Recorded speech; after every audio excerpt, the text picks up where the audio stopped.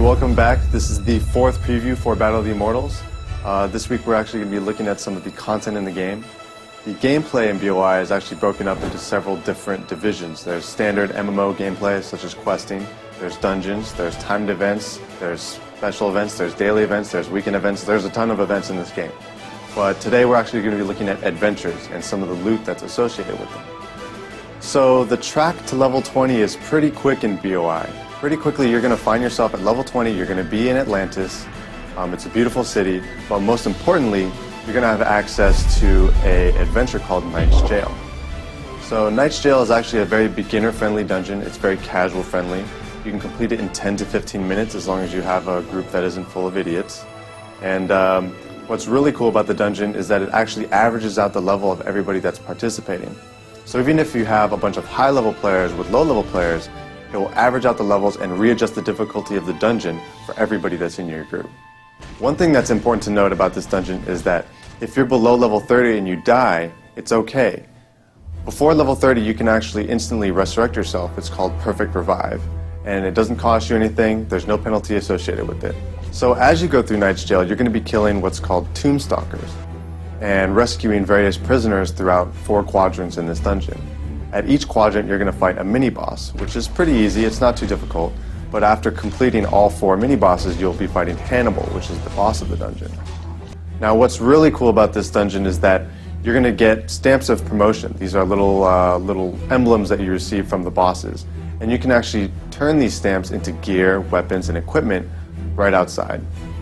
So as you do Knight's Jail, as you do other daily events and your standard quest line, you're quickly going to find yourself hitting level 40. And when you hit level 40, you're going to get access to Dragon Emperor's Catacomb. So in Dragon Emperor Catacombs, you're going to be facing up against the Dragon Emperor himself, as well as his army of stone warriors. The dungeon has several phases where you complete and destroy waves of stone warriors, after which you fight some mini-bosses, you complete another wave of stone warriors, and then finally, you fight the Dragon Emperor. Probably the most important part of this dungeon is that it's going to be your first shot at soul gear. At level 45, there's a set of soul gear for each class. It's amazing, it's breathtaking, it's immensely powerful, and will definitely help you out in your effort to reaching level 60. So this dungeon actually has 2 different modes. There's easy mode and normal mode. Easy mode is made for players who are between level 40 and 45, and normal mode is made for players who are level 45 and up. Needless to say, the normal mode has a much higher % chance to drop soul gear. So make sure that if you're 45 plus on average for your group, that you do normal mode. Specter Island is one of my favorite instances in BOI. Once you hit level 60, you're going to get access to this dungeon. It's basically an undead pirate dungeon. You're going to be fighting waves and waves of undead pirates in Specter Island. There's a bunch of different mini-bosses. There's a lot of good quests that are going to give you a lot of money when you complete them. And what's really cool about this dungeon is there's actually 3 different modes instead of just 2. There's easy mode, normal mode, and elite mode.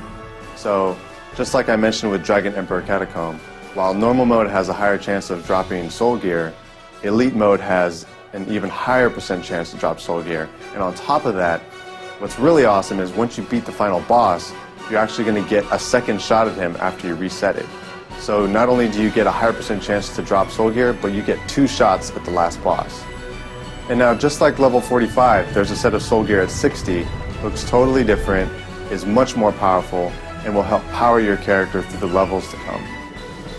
So keep in mind that what we've shown you today is just a snapshot of what really lies and waits in Battle of the Immortals. There's a lot more adventures, there's a lot more content for you to see. Over the next couple weeks, we're going to be showing you that. We're going to be showing you some endgame content and other daily and special events that you can do in Battle of the Immortals. And as long as you keep tuning in, we'll keep showing you why Battle of the Immortals is not only changing the way people see free-to-play, but redefining the action MMORPG genre.